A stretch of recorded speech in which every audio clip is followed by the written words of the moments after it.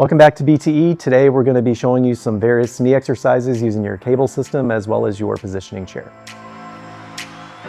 Here we have a knee extension using the adjustable positioning chair.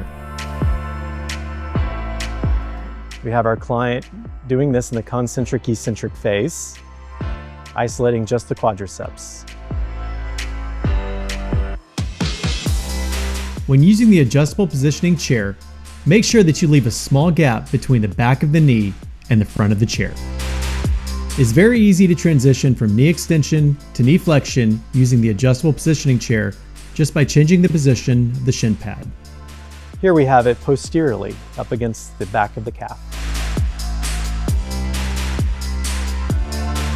If you notice that your patient is lifting their thigh during this exercise, feel free to use the thigh strap to keep the leg closer to the chair. We have prone knee flexion using the 701. And in this case, we have the mode set up in the concentric eccentric mode, isolating knee flexion in both phases.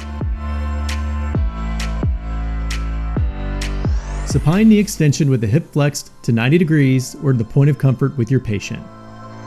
This is best used in the concentric eccentric mode. Here we have standing terminal knee extensions using the cable system. Make sure the cable is in the concentric eccentric mode.